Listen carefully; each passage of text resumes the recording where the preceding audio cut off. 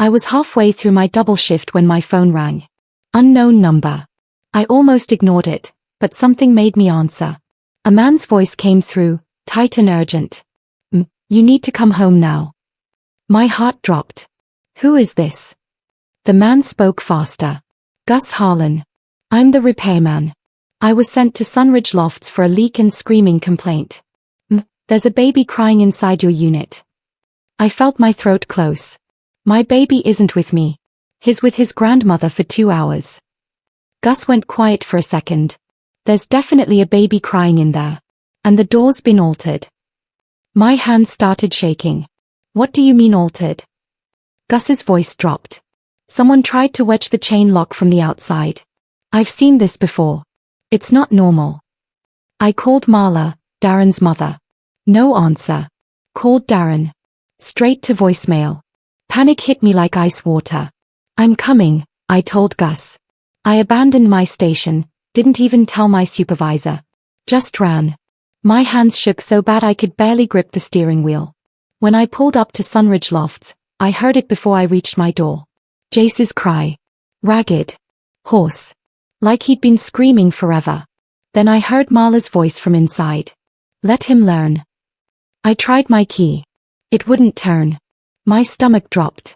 The lock had been changed. I pounded on the door until my knuckles stung. Gus stood beside me, arms crossed, jaw tight. That lock's new, he said. Installed today. Marla's voice came through the door, loud and sugary. Tull, you're upsetting the baby. Then Darren's voice, calm as glass. You're not stable. We're keeping him safe. I felt the old shame creep up. This was what Darren always did. Made my emotions look like proof I was unfit. I forced my voice steady. Gus, how long has the baby been crying? Gus didn't hesitate. At least 20 minutes before you got here. A neighbor cracked their door open, eyes wide, listening. I pulled out my phone and called building security. Darren spoke through the door again. Don't make a scene, Talia. Then Marla opened the door just a sliver. Just enough for me to smell stale milk and sweat. Just enough to see Jace's red face in her arms. Then she slammed it shut again. Inside, Jace's crying turned into choking hiccups. The sound of a baby who'd run out of air. Gus looked at me. I can pop this lock, he said quietly. But if they claim you broke in, you'll need witnesses. I swallowed my pride and turned to the neighbor. Please stay. I need you to see this. The neighbor nodded and stepped into the hallway. Another door opened. An older woman I'd seen before but never spoken to. She stayed too. Gus called the property manager and put it on speaker. My hands were shaking so bad I had to clench them into fists. This is Talia Monroe, I said, keeping my voice controlled. I'm locked out of my unit. My baby is inside. The property manager hesitated. There was a request from Darren Vale to rekey for safety reasons. I went cold. Darren hadn't just changed the locks. He'd authorized it. Made it official. Gus crouched by the door frame and showed the neighbor the fresh tool marks. This was done fast and sloppy, he said. Not a normal rekey. I dialed emergency services. My voice came out steady even though my heart was hammering. Infant in distress. Caregiver refusing access. Unknown condition. Inside, Marla started cooing loudly. Performing for whoever could hear. Then Darren's voice came through the door again. Cold. Calm. Tell them you're trespassing, Talia. I'll press charges. The neighbor's face went pale. Gus's jaw tightened. The hallway felt like it was closing in. Security arrived 5 minutes later. Darren unlocked the door like he was doing everyone a favor. Marla stood behind him holding Jace. Her face was pinched in righteous judgment. Jace was red-faced, sweaty, exhausted. His cry was weak now. Like he'd run out of strength. I reached for him. Marla pulled him back. You don't yank a baby when you're hysterical. I saw it then. Jace's bottle sitting on the counter. Untouched. A diaper on the floor. Overflowing. The apartment smelled like neglect. Darren spoke calmly to the security guard. She left him like this last week. She's not capable. My mind screamed. He's lying. The security guard hesitated, looking between us. The hallway neighbors were watching. Murmuring. Gus stepped forward. That's not true. I heard the baby crying for at least 20 minutes before she arrived. The mother got here as fast as she could. Marla's face shifted. She turned to security and smiled. We have something to show you. She pointed to my phone on the counter. The one I'd left charging this morning. Darren picked it up like he had every right. Let me show you how unstable she is. Darren started reading my text messages out loud. In front of everyone. Messages where I'd begged him to show up for Jace's doctor appointment. Where I'd apologized for things I didn't even do. Where I'd asked Marla to please stop criticizing me every time she visited. He made it sound like I was erratic.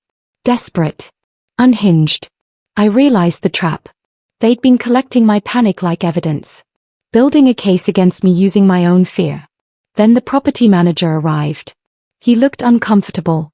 Mr. Vale requested to be added to the lease as an emergency contact, he said. We processed it this morning. I felt my knees go weak. I never agreed to that. I pulled out my phone and called Reese, my friend who worked as a paralegal. She answered immediately. Do not argue, she said. Start documenting. Right now. I turned to Gus. You recorded audio, right? He nodded. Body cam. It's all there. Darren's face flickered. Just for a second. Then he smiled again. Tal, this is exactly what I'm talking about. You're unstable. Until you calm down, the baby stays with us. Marla nodded like she was doing me a favor. The security guard looked confused. The neighbors were watching everything. And my son was still in Marla's arms, looking at me like he didn't understand why I wouldn't take him. Marla refused to hand Jace over. Darren framed it as temporary. For my own good. My arms felt empty. The emptiness turned into rage I couldn't afford to show. I forced my voice low. Jace comes with me. Now. The security guard shifted uncomfortably. I can't decide custody issues. Darren knew that. He was counting on it. Let's wait for police, he suggested. Like he was being reasonable. Gus spoke up, blunt. The baby's dehydrated. Look at his lips. One of the neighbors offered to get water. Marla snapped. He's fine. Reese's voice came through my phone speaker. Talia, ask for a welfare check. And get a written incident report from building staff. I looked at Darren. My voice came out steady. You changed my locks while my baby was inside. Darren's smile didn't reach his eyes. I had to protect him. Then his phone lit up on the counter. I saw the notification before he could grab it. Child Services intake confirmed. My blood drained. Darren had called Child Services on me. While I was driving home. Marla's face was triumphant. Darren looked at the security guard. I had to report it. She's unpredictable. I wanted to scream. I didn't. I just stood there, watching my world collapse. The security guard looked uncomfortable. The neighbors were whispering. I felt like I was drowning. Reese's voice cut through my panic. Talia, ask the property manager to confirm who authorized the lock change. On speaker. I put her on speaker and turned to the manager. Who authorized the rekey? The manager stammered.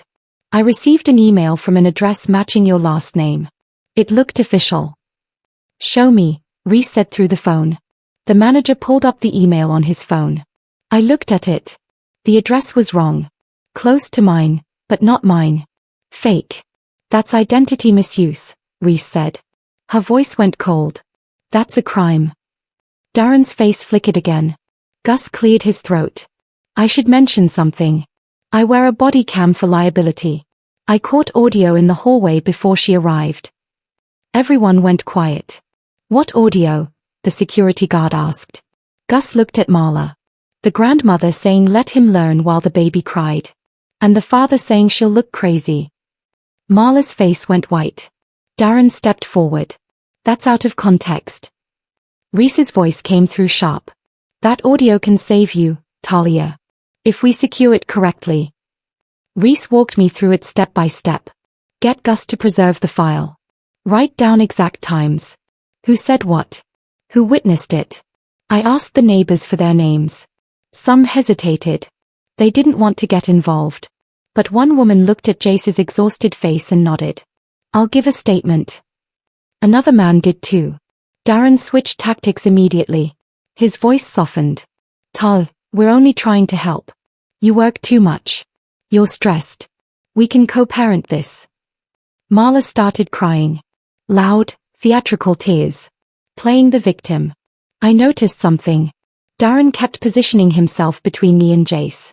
Controlling physical access. Controlling the story. An officer finally arrived. Young guy, looked tired. Darren tried to explain calmly. The officer listened, then turned to Marla. Do you have a court order giving you custody? Marla blinked. No, but I'm his grandmother. The officer's expression didn't change. Then you can't refuse to return the child to the parent. Marla's face went red. But she handed Jace over. Finally. I held my son. He clung to me like he'd been holding his breath. That night, after everyone left, I found something on my counter. My spare house key. Snapped in half.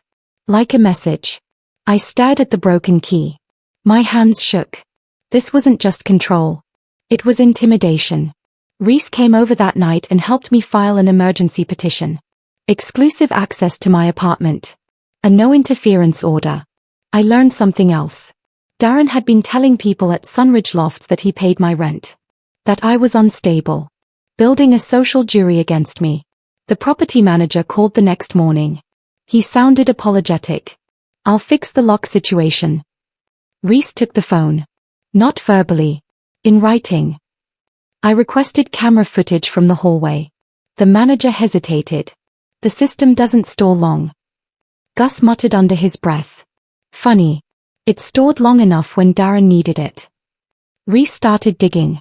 She requested all correspondence between Darren and the building office. Work order histories. Email trails. Then she found it. The email authorizing the rekey. The one supposedly from me. Reese looked at me, eyes sharp. Talia, this is forgery. He used your name without permission. I felt cold settle in my chest. What does that mean? Reese's voice was steady. It means he committed a crime. And we can prove it. Reese drafted a formal demand. Records. IP logs. All correspondence. Work order trails. Everything. The building office started panicking. Because their staff had fallen for it. Then Darren escalated. He filed for emergency custody. The paperwork claimed unsafe home and mother locked out. The audacity made me dizzy. He caused the lockout. Then used it against me. I started to understand something. The villain wasn't just Darren. It was Marla too. Feeding him scripts. Backing his lies. Acting like motherhood was a competition she had to win. I stayed up all night organizing everything into a binder. Timestamps. Photos of Jace's bottles and diapers. Daycare logs showing I dropped him off and picked him up on time every single day. My work schedule proving my shifts were consistent. Proof I was stable. Proof I was good enough. Reese looked through it all. This is perfect. But you need to prepare for one more hit. I looked at her. What hit? She handed me a letter. Child Services wants to interview you. My stomach dropped. But Reese squeezed my hand. We can flip the narrative. If you can handle it. I nodded. I had to. The Child Services worker arrived 3 days later. Her name was Paula. She wasn't cruel. Just cautious. I felt shame crawling up my throat. But I fought it with facts. I showed her the lock change documentation. Gus's written statement. The names of the hallway witnesses. Paula's expression changed. Subtle, but real. Then Darren showed up. Uninvited. He knocked on my door like he had every right. I just want to support her, he said. Paula's face tightened. This is not your appointment, Mr. Vale. Darren tried to speak over me. Tried to explain that I needed help. That Jace deserved better. Paula stopped him. Sir, you need to leave. Then Marla arrived. She was carrying a bag of baby supplies. Diapers. Formula. Wipes. Like she was some saint offering charity. Paula looked at me. Do you know why she's here? I shook my head. Paula turned to Marla. This is a private interview. Marla smiled. I'm just helping. Paula's voice went flat. You're interfering. Please leave. After they were gone, Paula looked at me. I need to speak with the building staff. Today. I nodded. Reese had prepared me for this. They'll confirm everything, I said. Paula closed her folder. I believe you. The property manager was interviewed the same afternoon. Paula called me after. He admitted Darren requested the rekey. He also admitted he didn't verify identity properly. I felt something loosen in my chest. Relief. Validation. Darren tried to pivot. He claimed he rekeyed because my friends came and went. That I wasn't careful about safety. Reese pulled security logs. My visitors were my sister and childcare. That was it. Marla tried a new weapon. She sent me a text offering money. So you can rest. Take a break. We'll help with Jace. It was framed as kindness. But I saw the implication. I wasn't capable. I needed rescuing. I texted back one sentence. I don't need rescuing. I need boundaries. Reese smiled when she saw it. Perfect. Screenshot that. Then Gus called me. His voice was tight. Tal, there's something else. I found a hidden camera in your apartment. My skin went cold. What? Gus explained. He'd been checking the HVAC vent near the ceiling. Noticed a suspicious lens. It wasn't building equipment. Where? I whispered. Your living room. Near the couch. The couch where I breastfed Jace. The violation made me nauseous. Reese's voice was sharp when I called her. Do not touch it. Photograph it. Call police. Preserve chain of custody.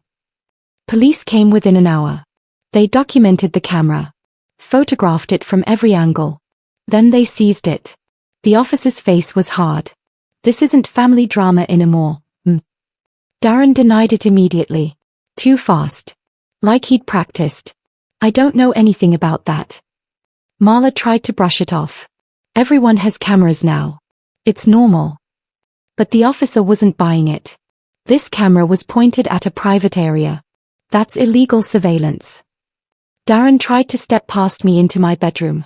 Said he needed to grab something. The officer stopped him. You don't live here, sir.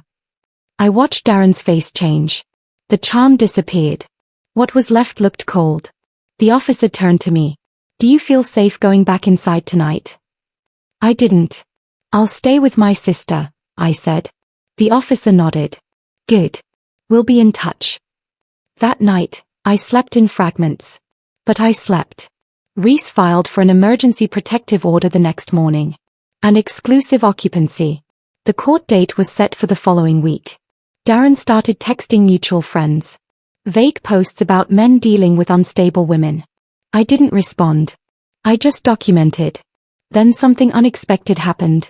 The property manager emailed Reese a copy of Darren's forged message chain. Because the manager was terrified of liability. Reese called me. Tal, this doesn't just win custody. This can ruin him. I didn't want to ruin him. I just wanted him gone. But Reese explained something important. If we don't finish this, he'll come back. He'll find another angle. Another way to control you. I knew she was right. The court hearing was on a Thursday. Darren arrived in a pressed shirt. Marla sat beside him, tearful and composed. I arrived with Reese and my binder. Reese presented everything. The lock change authorization. The forged emails. Witness statements. Gus's body cam audio. Child services notes clearing me. And the seized camera report. Darren tried to frame it all as misunderstandings. Miscommunications. Marla nodded along like a chorus. The judge wasn't charmed. She looked at Darren. Mr. Vale, why did the mother's key stop working the same day you reported concerns? Darren's mouth opened. Then closed. He had no answer. Your Honor, there were safety concerns, his lawyer tried. The judge held up her hand. That doesn't answer my question. Marla tried to speak. The judge cut her off. You are not a party to this case. The judge granted me exclusive occupancy. Supervised contact only for Darren. For now. Outside the courtroom, Marla cornered me.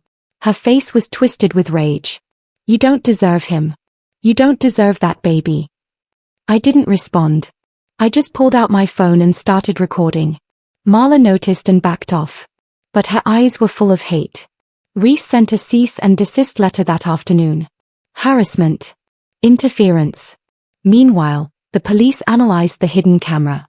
It wasn't just recording video. It stored audio clips too.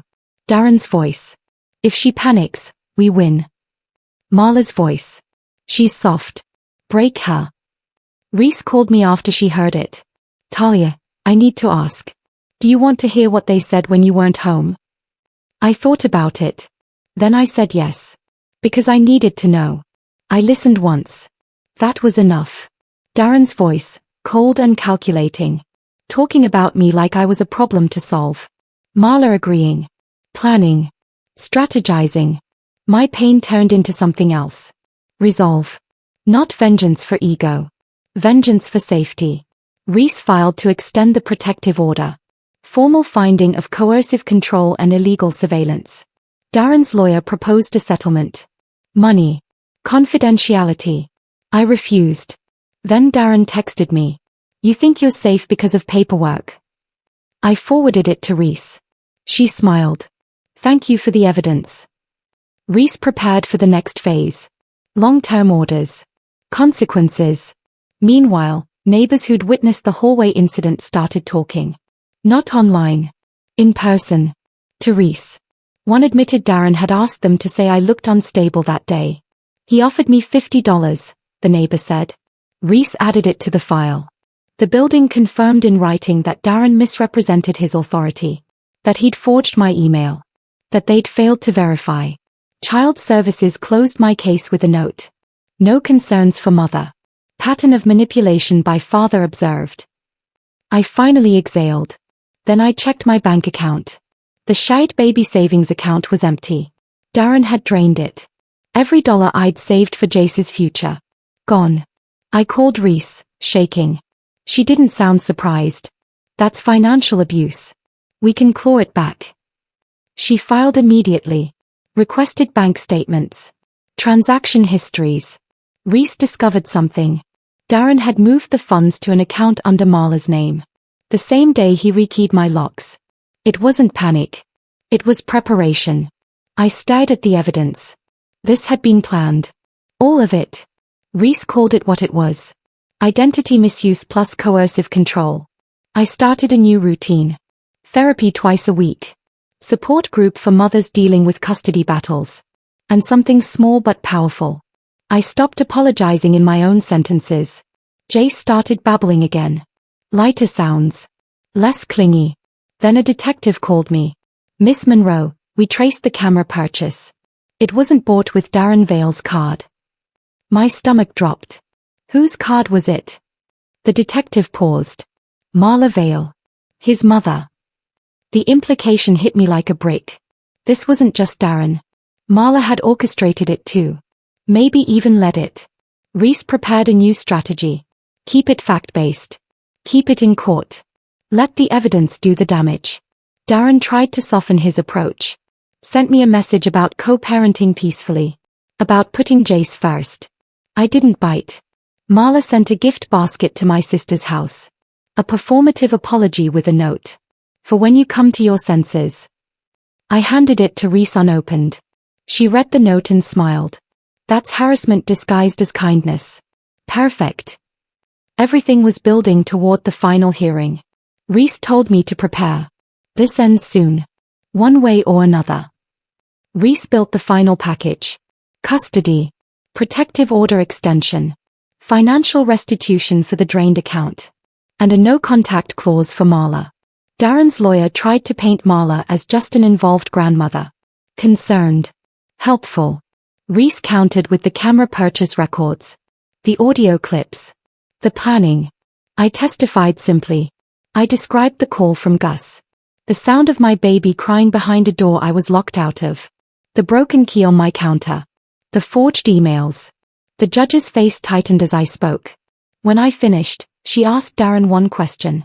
Mr. Vale, why did you change the locks without informing the tenant? Darren stammered. I was protecting my son. From his mother, the judge asked. Darren had no answer. Marla tried to interject. The judge stopped her cold. You are not testifying. The courtroom went silent. The judge reviewed her notes.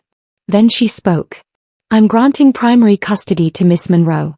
Mr. Vale's contact will remain supervised until he completes parenting intervention and therapy.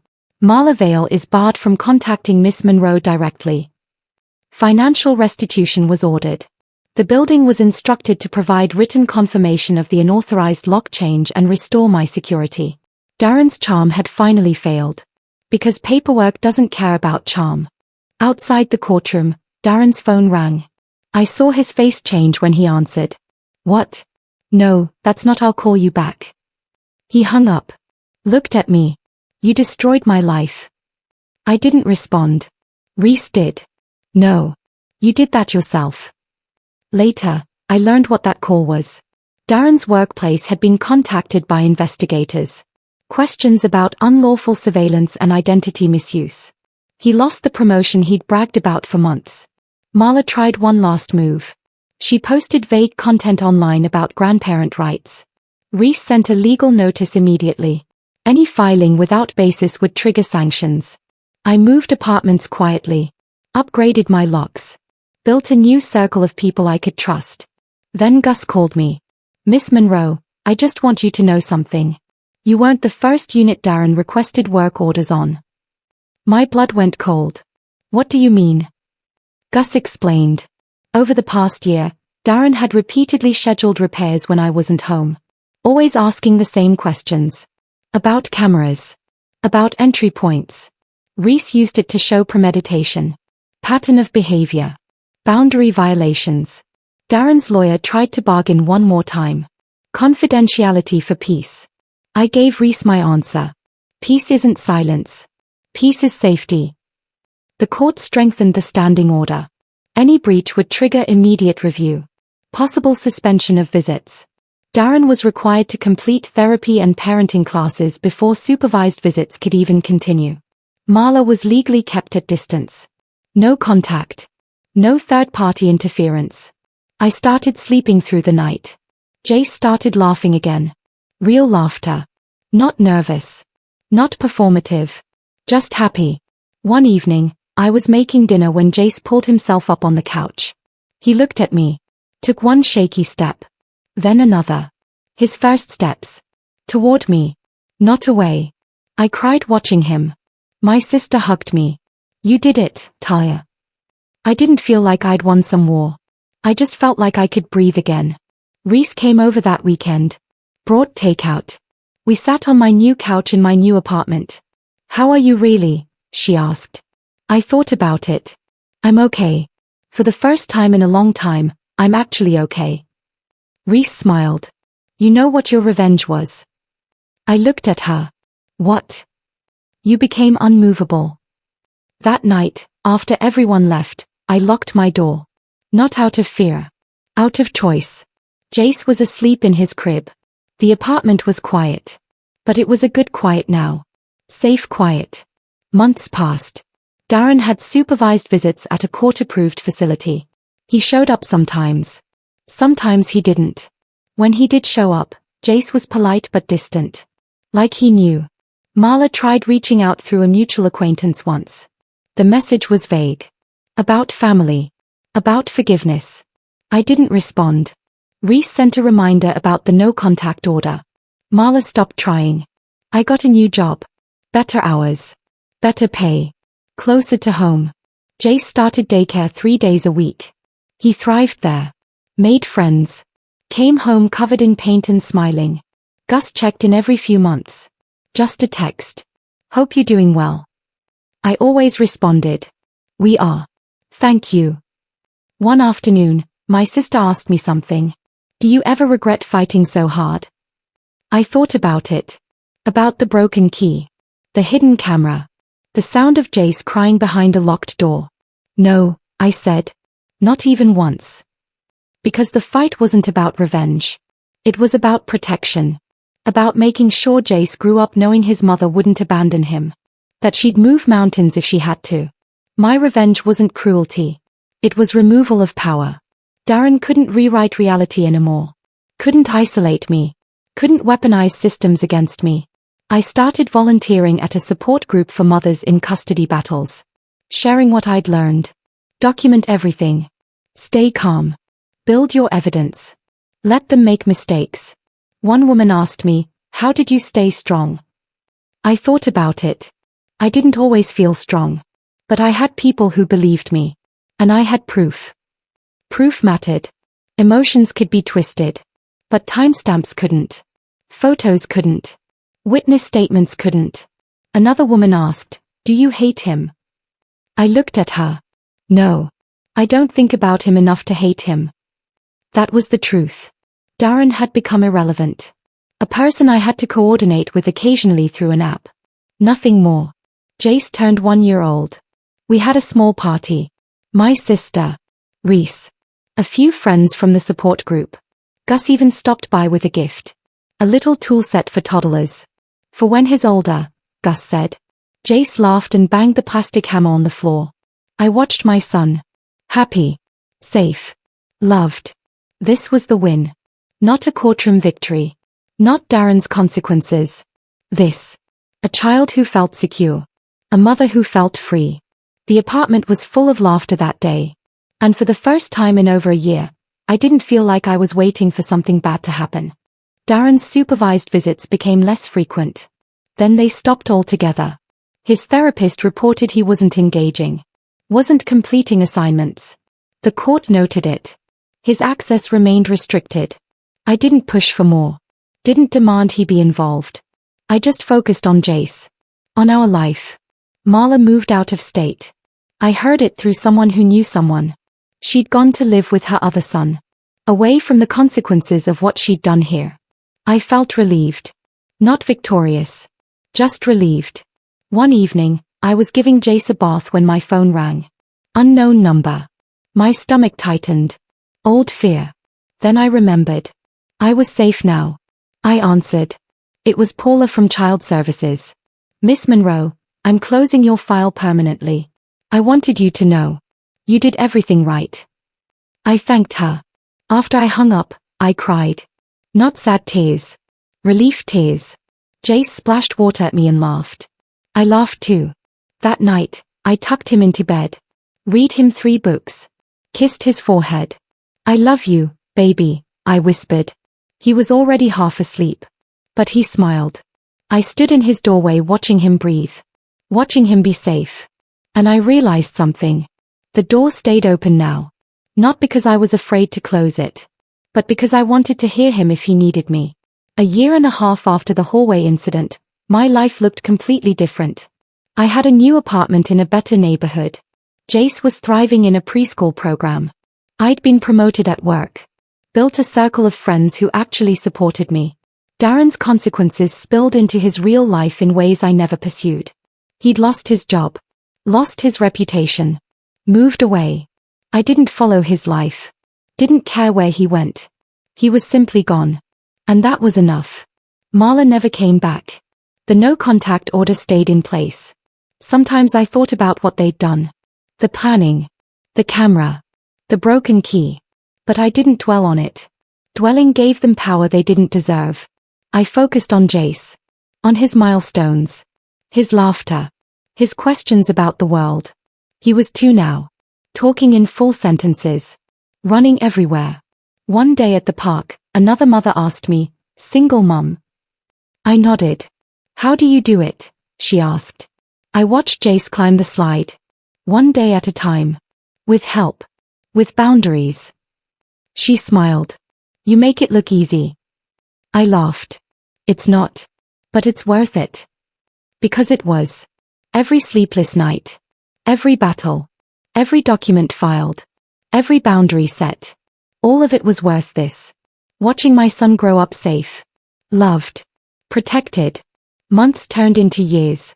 Jace started kindergarten. Made friends. Brought home drawings of our family. Always just the 2 of us.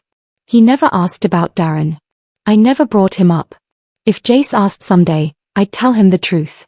Age appropriately. Honestly. But for now, he was happy.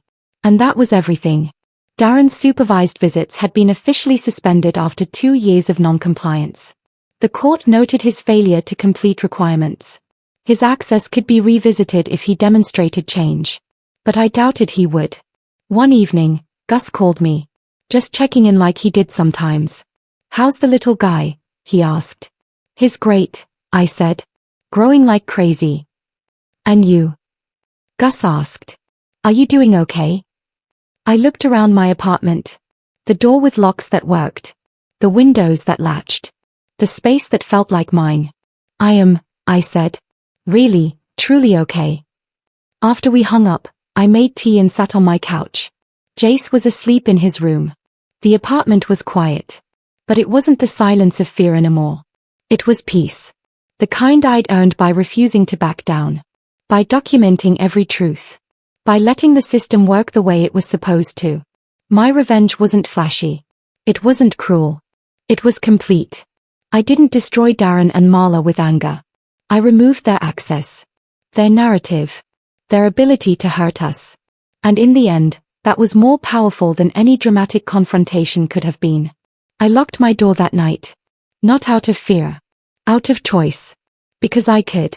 Because it was mine. Because we were finally, truly safe.